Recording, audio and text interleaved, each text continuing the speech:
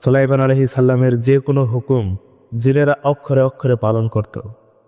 একদিন সুলাইমান আলাইহিস সালাম আল্লাহকে বললেন, হে আল্লাহ রব্বুল আলামিন, তুমি আমাকে সারা পৃথিবীর বাদশাহী দান করেছ, সেই সাথে নবুয়তি দান করেছ। আমি সুলাইমান একদিন পৃথিবীতে থাকব না। আমার বাদশাহী, আমার সিংহাসন, আমার রাজত্ব কোনো কিছুই থাকবে না। কিন্তু আমি এমন একটি কাজ করে যেতে চাই, যে কাজের মাধ্যমে কিয়ামত পর্যন্ত পৃথিবীতে যত মুসলমান আসবে তারা আমাকে মনে রাখবে। তোমার পবিত্র ঘর বাইতুল আকসা আমি পুনর্নির্মাণ করতে চাই। আল্লাহ রাব্বুল আলামিন অনুমতি দিলেন, হে সুলাইমান, অবশ্যই তুমি তা পুনর্নির্মাণ করবে। অতঃপর আল্লাহ রাব্বুল আলামিনের পক্ষ থেকে হুকুম পাওয়ার পর সুলাইমান আলাইহিস সালাম তার মন্ত্রীদের নিয়ে জরুরি সভার আয়োজন করলেন। সুলাইমান আলাইহিস সালামের মন্ত্রী পরিষদের মধ্যে মানুষদের মধ্যে 350 মন্ত্রী ছিল, জিন জাতির মধ্যে 350 মন্ত্রী ছিল। জিন মন্ত্রীদেরকে সুলাইমান আলাইহিস সালাম বললেন, আমি বাইতুল আকসা পুনর্নির্মাণ করতে চাই। পৃথিবীতে যত জিন রয়েছে সকল জিনকে আমার সামনে উপস্থিত করো।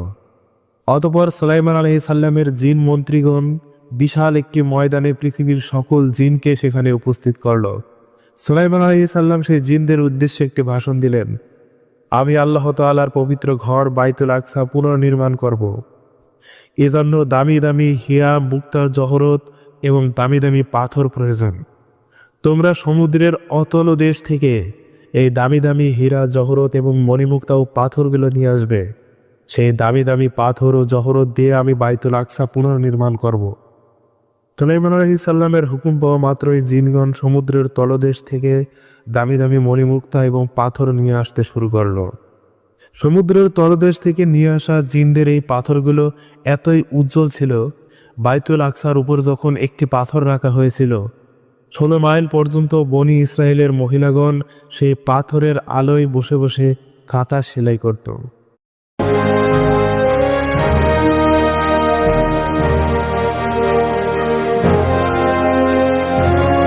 সেই পাথরের আলোয় বসে বসে কাঁথা সেলাই করত।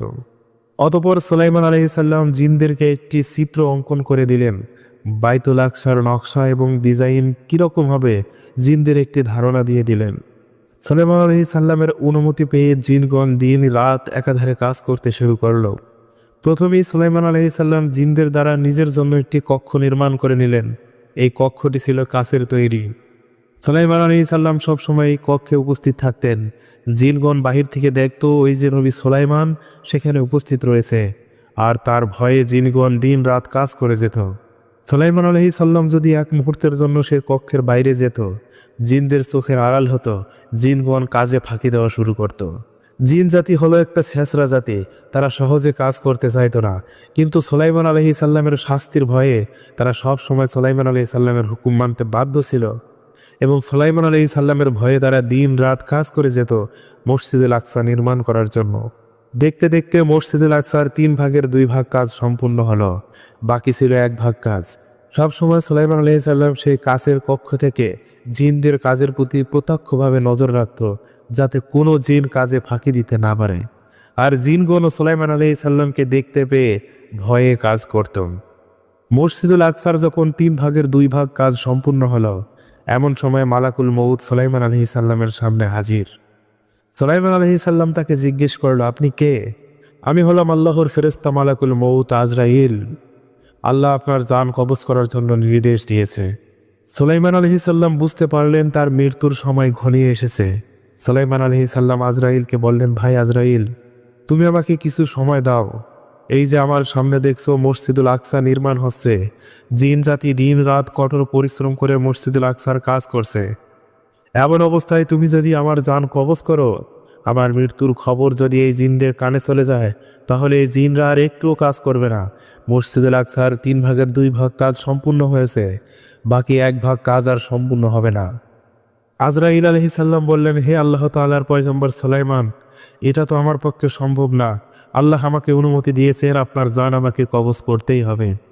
সুলাইমান আলাইহিস সালাম বিনীত অনুরোধ করে বললেন, ভাই আজরাইল, দেখো, আমি নিজের রাজত্বের জন্য তোমার কাছে সময় চাইছি না, আমার সিংহাসন বাদশাহীর জন্য তোমার কাছে সময় চাইছি না, আমার স্ত্রী পুত্র সন্তানের জন্য তোমার কাছে সময় চাইছি না। আমি এই আল্লাহর ঘর পুনর্নির্মাণ করার জন্য তোমার কাছে একটু সময় চাইছি। আজরাইল আলাইহিস সালাম বললেন, আপনি যদি সময় পেতে চান তাহলে আল্লাহ রব্বুল আলমিনের কাছে দরখাস্ত করেন। আল্লাহ রব্বুল আলমিন যদি আপনাকে সময় দেয় আর আমাকে যদি অনুমতি দেয় তাহলে আমি এখান থেকে ফিরে যাব। হযরত সুলাইমান আলাইহিস সালাম দুহাত তুলে আল্লাহর কাছে বললেন, হে আল্লাহ, তুমি মালাকুল মউত পাঠিয়েছো আমার জান কবজ করার জন্য। এই দুনিয়ার মায়া ছেড়ে আমি তোমার কাছে যাব অবশ্যই, কিন্তু তোমার কাছে আমি কিছু সময় চাই যাতে এই মসজিদুল আকসা পুনর্নির্মাণ সম্পূর্ণ হয়। এখন যদি আমার জান কবজ হয় আর জিনেদের কানে যদি আমার মৃত্যুর খবর চলে যায় তাহলে এই জিনেরা কাজ বন্ধ করে দেবে, মসজিদুল আকসা পরিপূর্ণভাবে সম্পূর্ণ হবে না। আল্লাহ রব্বুল আলামিন বললেন, হে আমার পয়গম্বর সুলাইমান, পৃথিবী সৃষ্টি থেকে এখন পর্যন্ত আমি কোনো মানুষকে সময় দেইনি। এটা আমার নিয়মের বাইরে, এটা আমার সংবিধানের বাইরে। মালাকুল মউত একবার যার দরজায় যাবে তার জান সঙ্গে নিয়ে আসবে, সে কখনো খালি হাতে ফেরত আসবে না।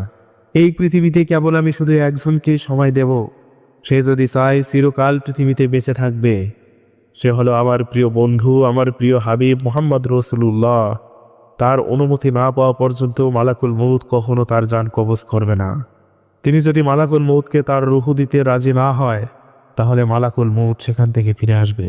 এই নিয়মটা শুধু আমার বন্ধুর জন্য, আমার হাবিবের জন্য, আর পৃথিবীর কোনো মানুষের জন্য প্রযোজ্য নয়। সুলাইমান, তোমাকে এখনই মরতে হবে এবং মালাকুল মউত তোমার জান কবজ করবে। হযরত সুলাইমান আলাইহিস সালাম বললেন, হে আল্লাহ রব্বুল আলামিন, আমার কোনো আপত্তি নেই, আপনি যা ভালো মনে করেন তাতেই আমি সন্তুষ্ট। তবে আমাকে এটা বলুন, আমার মৃত্যুর পর কি বাইতুল আকসা পুনর্নির্মাণ হবে না? আমার মৃত্যুর পর কি বাইতুল আকসার কাজ সম্পূর্ণ হবে না? আল্লাহ রব্বুল আলামিন বলল, সুলাইমান, সে দায়িত্ব আমি আল্লাহ নিয়ে নিলাম। আমি আল্লাহ সে দায়িত্ব নিয়ে নিলাম। বাইতুল আকসা তোমার মৃত্যুর পরও সম্পূর্ণ হবে এবং এই জিন জাতিরাই সেই কাজ সম্পূর্ণ করবে। তুমি এখন সেই কাচের কক্ষের ভিতর প্রবেশ করো এবং একটা লাঠিতে ভর দিয়ে বাইতুল আকসার দিকে, ওই জিনদের দিকে তাকিয়ে থাকো। হযরত সুলাইমান আলাইহিস সালাম তাই করলেন। সেই কাচের কক্ষের ভিতর প্রবেশ করলেন এবং একটা লাঠিতে ভর দিয়ে জিনদের দিকে তাকিয়ে থাকলেন। অতঃপর মালাকুল মউত সুলাইমান আলাইহিস সালামের জান কবজ করে নিয়ে গেলেন। সুলাইমান আলাইহিস সালামের মৃত্যু হয়ে গেল। নবীদের একটা বিশেষ মুজিজা ছিল, সকল নবীদের লাশ অক্ষত অবস্থায় থাকে। সুলাইমান আলাইহিস সালাম লাঠিতে ভর দিয়ে সেই জিনদের দিকে তাকিয়ে থাকলেন। জিনেরা মনে করতে লাগলো, বাদশাহ সুলাইমান তো আমাদের দিকে দেখছেন, কিছুতেই কাজে ফাঁকি দেওয়া যাবে না, কাজে ফাঁকি দিলে আমাদের কঠিন শাস্তি দিবে। এই ভয়ে জিনেরা দিন রাত কঠোর পরিশ্রম করে বাইতুল আকসার কাজ সম্পূর্ণ করলো। এদিকে একটি ঘুম পোকা সুলাইমান আলাইহিস সালামের লাঠি খাওয়া শুরু করেছিলেন। তিল তিল করে সুলাইমান আলাইহিস সালামের লাঠি খেয়ে ফেলছিলেন। এভাবে দীর্ঘ যখন 1 বছর কেটে গেল, অন্যদিকে বাইতুল আকসার কাজও পরিপূর্ণভাবে সম্পূর্ণ হলো। এমন সময় সুলাইমান আলাইহিস সালামের লাঠির কিছু অংশ ঘুম পোকা খেয়ে ফেলল। সঙ্গে সঙ্গে সুলাইমান আলাইহিস সালাম ধপ করে মাটিতে পড়ে গেলেন। এই দৃশ্য দেখে সুলাইমান আলাইহিস সালামের জিন মন্ত্রীগণ দৌড়ে আসলো, কি হয়েছে আমাদের বাদশার? তারা দেখলো সুলাইমান আলাইহিস সালাম মৃত্যুবরণ করেছে এবং যে লাঠিতে ভর দিয়ে দাঁড়িয়েছিল এই লাঠি ঘুন পোকা খেয়ে ফেলেছে। উপস্থিত সমস্ত জিন অবাক হয়ে গেল।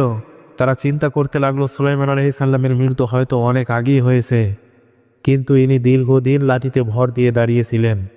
জিনেরা তখন সেই লাঠির উপর পরীক্ষা নিরীক্ষা শুরু করলো, সুলাইমান আলাইহিস সালাম কতদিন আগে মৃত্যুবরণ করেছেন।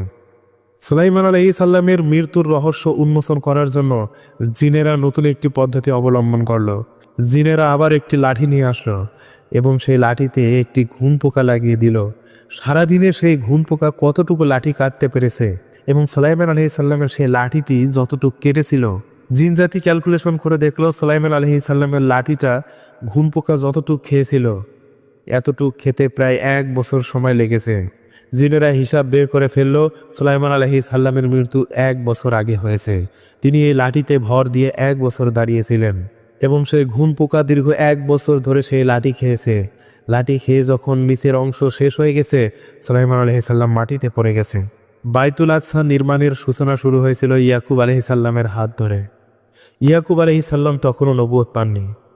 তিনি ফিলিস্তিনের পূর্ব প্রান্তর থেকে যখন হারানের দিকে রওনা দিলেন, দিন শেষে যখন সন্ধ্যা হয়ে আসলো, তিনি একটি জায়গায় তাঁবু টাঙ্গালেন রাত্রি যাপন করার জন্য।